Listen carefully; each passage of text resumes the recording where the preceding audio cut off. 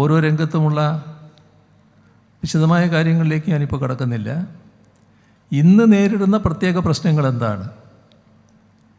ആ പ്രത്യേക പ്രശ്നങ്ങൾ കൈകാര്യം ചെയ്യുന്നതിന് ഈ ജൂൺ മാസം സ്കൂളുകൾ തുറക്കുന്നതോടെ വിദ്യാഭ്യാസ വകുപ്പ് പദ്ധതികൾ തയ്യാറാക്കിയിരിക്കുകയാണ്. അതിൽ വിദ്യാർത്ഥികൾക്കും അധ്യാപകർക്കും രക്ഷാകർത്താക്കൾക്കും എല്ലാം പങ്കുണ്ട് എന്നുള്ളതാണ് പ്രത്യേകത. അതോടൊപ്പം തന്നെ അക്കാദമിക് നിലവാരം മെച്ചപ്പെടുത്താനുള്ള പ്രവർത്തനങ്ങൾ നടത്തുന്നു. വിദ്യാർത്ഥി പഠിക്കുന്ന പാഠഭാഗങ്ങളിലൂടെ നമ്മുടെ നാടിനെക്കുറിച്ചുള്ള ശരിയായ വീക്ഷണം ലഭ്യമാകാൻ സഹായകമായ പാഠ്യപദ്ധതികൾ തയ്യാറാക്കുന്നു. ചിലത് മറച്ചു വെക്കണമെന്ന് ചിലർ ആഗ്രഹിക്കുമ്പോൾ കുട്ടി അറിയാൻ പാടില്ല ചരിത്ര വസ്തുതകൾ മറച്ചു വെക്കാൻ ചില നടപടികൾ ചിലർ സ്വീകരിക്കുമ്പോൾ അത്തരം കാര്യങ്ങൾ അറിഞ്ഞുകൊണ്ട് വളരണം. അതിനുതകുന്ന പാഠഭാഗങ്ങൾ കുട്ടികൾ പഠിക്കണം. ആ തരത്തിൽ പാഠഭാഗങ്ങൾ തയ്യാറാക്കുന്ന നില കേരളത്തിലുണ്ടായിരിക്കുന്നു. ഇതൊക്കെ നാടാഗ്രഹിക്കുന്ന കാര്യങ്ങളാണല്ലോ. ഇതൊരു ഭാഗം. കേരളത്തിൻ്റെ ഏറ്റവും പ്രധാനപ്പെട്ട മറ്റൊരു രംഗമാണ് ആരോഗ്യരംഗം. ആരോഗ്യരംഗത്തിന് എത്ര വലിയ തകർച്ചയായിരുന്നു നേരത്തെ ഉണ്ടായിരുന്നത്. ഇപ്പോഴത്തെ ആരോഗ്യരംഗം മനസ്സിൽ വെച്ചാൽ പോരാ. ഒരു 9 വർഷം മുൻപുള്ള ആരോഗ്യരംഗം ഒന്ന് ഓർത്ത് നോക്കി. 9 വർഷമല്ലേ ആയിട്ടുള്ളൂ. അത്ര വേഗം മറവി സംഭവിക്കാനിടയില്ലല്ലോ. അന്ന് എല്ലാ സ്ഥാപനങ്ങളും വലിയ പ്രതിസന്ധിയിലായിരുന്നു. എങ്ങനെ വന്നതാണ് പ്രതിസന്ധി? ആവശ്യമായ ഇടപെടലും സഹായവും പിന്തുണയും സർക്കാരിൽ നിന്നുണ്ടാകണം. അത് വേണ്ട രീതിയിലുണ്ടായില്ല. അപ്പോൾ വേണ്ടത്ര ഡോക്ടർമാരില്ല, നേഴ്സില്ല, സ്റ്റാഫില്ല. ഒരാശുപത്രിയിൽ എന്തൊക്കെ വേണോ മരുന്നും മറ്റ് സജ്ജീകരണങ്ങളും അടക്കം ഇല്ല. അങ്ങനെ ആശുപത്രിയെ ആശ്രയിക്കുന്നവരുടെ എണ്ണം കുറഞ്ഞു വന്നു. അവിടെയാണ്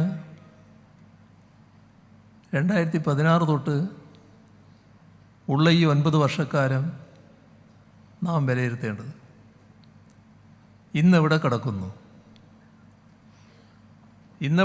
എന്ന് പരിശോധിക്കുമ്പോൾ ഇടയ്ക്ക്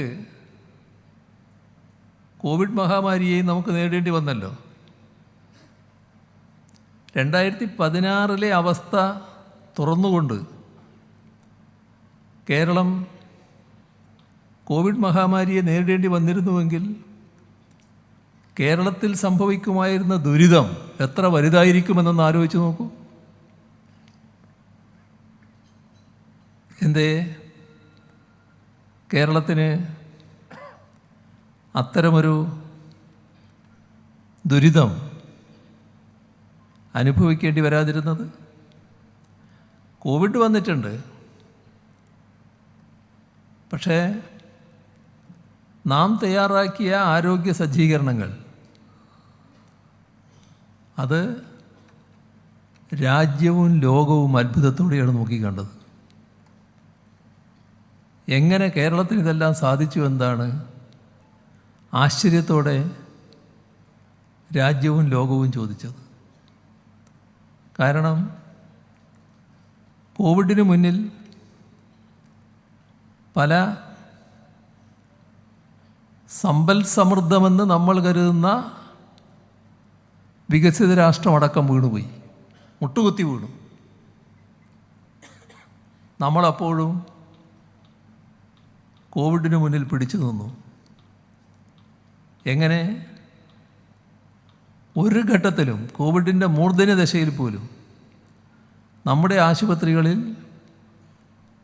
ബെഡ് ഒഴിവില്ല, അത്തരമൊരവസ്ഥയുണ്ടായില്ല. എല്ലാ ഘട്ടത്തിലും ബെഡ് ആവശ്യത്തിലധികം ഉണ്ടായി. ഓക്സിജൻ ബെഡുകൾ ആവശ്യത്തിലധികം ഉണ്ടായി. ICU ബെഡുകൾ ആവശ്യത്തിന് ഒഴിവുണ്ടായി. വെന്റിലേറ്ററുകൾക്കായിരുന്നു രാജ്യത്തും ലോകത്തും ഓടി നടന്നിരുന്നത്. കേരളത്തിൽ ആ ഘട്ടത്തിൽ വെന്റിലേറ്ററുകൾ ആവശ്യത്തിന് ഒഴിവുണ്ടായിരുന്നു. ഇത് സാധിച്ചത് എന്തുകൊണ്ടാണ്?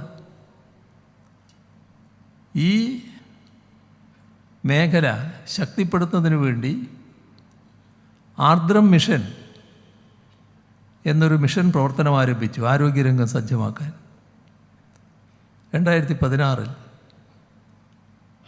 നേരത്തെ പറഞ്ഞ പൊതുവിദ്യാഭ്യാസ രംഗം മെച്ചപ്പെടുത്താൻ പൊതുവിദ്യാഭ്യാസ സംരക്ഷണ യജ്ഞം എന്ന മിഷൻ, ആർദ്രം എന്ന മിഷൻ ആരോഗ്യരംഗം സജ്ജമാക്കാൻ. അതുകൊണ്ടുണ്ടായ ഗുണമെന്താണ്? കേരളത്തിലെ സാധാരണ ജനങ്ങൾക്കാണല്ലോ ഗുണം. ഇപ്പോൾ പ്രാഥമിക ആരോഗ്യ കേന്ദ്രങ്ങൾ കുടുംബാരോഗ്യ കേന്ദ്രങ്ങളാക്കി. കുടുംബാരോഗ്യ കേന്ദ്രങ്ങളാക്കിയപ്പോൾ കണ്ട കാഴ്ച എന്താ? വൈകുന്നേരം വരെയുള്ള OP സൗകര്യം, ഡോക്ടർമാരുടെ എണ്ണം കൂടി, ആവശ്യത്തിനുള്ള ലാബ് സൗകര്യം ഇവിടെയുണ്ട്. അപ്പോൾ ചികിത്സക്ക് വരുന്നവരുടെ എണ്ണം വർദ്ധിച്ചു. നേരത്തെ സർക്കാർ ആശുപത്രികൾ അങ്ങോട്ട് പോകാതിരിക്കാനാണ് പലരും ശ്രദ്ധിച്ചിരുന്നത്. എന്നാൽ സർക്കാർ ആശുപത്രികളിലേക്ക് നാടിൻ്റെ എല്ലാ തുറകളിലും പെട്ടവർ കടന്നു വരാൻ തുടങ്ങി. അപ്പോൾ കുടുംബാരോഗ്യ കേന്ദ്രത്തിൻ്റെ മുന്നിലടക്കം രോഗികളായി വന്ന ആഡംബര കാറുകൾ പാർക്ക് ചെയ്യുന്ന അവസ്ഥയുണ്ടായി. അങ്ങനെയുള്ളവരടക്കം ഈ കുടുംബാരോഗ്യ കേന്ദ്രങ്ങളിലേക്ക് എത്തിപ്പെടുന്ന സ്ഥിതിയുണ്ടായി. പൊതുവിൽ ആരോഗ്യരംഗം വലിയ തോതിൽ സജ്ജമായി. ആർക്കാണിതിൻ്റെ ഗുണം? നേരത്തെ പറഞ്ഞ ആ ഒരു വിഭാഗത്തിന്, സാമ്പത്തിക ശേഷിയുള്ളവർക്ക് ഇതല്ലെങ്കിൽ മറ്റു മേഖലയെ ആശ്രയിക്കാം. പക്ഷെ നമ്മുടെ നാട്ടിലെ സാധാരണക്കാർക്കും പാവപ്പെട്ടവർക്കും നല്ല ചികിത്സ ലഭ്യമാകണം. അതിന് സ്വകാര്യ ആശുപത്രികളുടെ കനത്ത ഫീസ് അവർക്ക് താങ്ങാനാവില്ല. അത്തരം ഫീസ് കൊടുക്കേണ്ടി വന്നാൽ ചികിത്സിക്കാതിരിക്കുന്ന അവസ്ഥയിലേക്ക് എത്തും. അവിടെയാണ് ആരോഗ്യരംഗം മെച്ചപ്പെടുത്തേണ്ട കാര്യം വരുന്നത്. മെച്ചപ്പെട്ടല്ലോ, കേരളത്തിലാകെ മാറ്റമായല്ലോ. ആ വലിയ മാറ്റം ശരിയായ രീതിയിൽ ഗവൺമെൻറ് ഇടപെട്ടതിൻ്റെ ഭാഗമായി സംഭവിച്ചതാണല്ലോ. ആർദ്രം മിഷൻ്റെ ഭാഗമായി സൂപ്പർ സ്പെഷ്യാലിറ്റി സൗകര്യങ്ങളാണല്ലോ പല ആശുപത്രികളിലും ഒരുങ്ങിയിട്ടുള്ളത്. മെഡിക്കൽ കോളേജ് ആശുപത്രികൾക്ക് പ്രത്യേക മാസ്റ്റർ പ്ലാൻ തന്നെ തയ്യാറാക്കുകയാണ്. എല്ലാം മാറി വരികയല്ലേ. ആധുനിക കാലത്തിനനുസരിച്ചുള്ള മാറ്റം ആരോഗ്യരംഗത്ത് സംഭവിക്കുകയാണല്ലോ. ഇനിയും വളരേണ്ടതുണ്ട്, ഇനിയും മെച്ചപ്പെടേണ്ടതുണ്ട്. പക്ഷേ 2016 താരതമ്യപ്പെടുത്തുമ്പോൾ തകർന്നുപോയ അവസ്ഥയിൽ നിന്ന് നാം വല്ലാതെ മുന്നേറിയിരിക്കുന്നു. ആ മുന്നേറ്റം ആ രംഗത്തുള്ള എല്ലാവരുടെയും സഹായവും സഹകരണവും ഉണ്ടായതിൻ്റെ ഭാഗമായി സംഭവിച്ചതാണ്. നാടും തദ്ദേശഭരണ സ്ഥാപനങ്ങളും നമ്മുടെ നാട്ടിലെ ജനങ്ങളും നല്ല പങ്കാണ് ഇതിൽ വഹിച്ചത്. മൊത്തത്തിൽ അഭിമാനകരമായ അവസ്ഥയിലേക്ക് കേരളത്തിലെ ആരോഗ്യരംഗം ഉയർന്നു വന്നുവെന്നാണ് കാണാൻ കഴിയുക.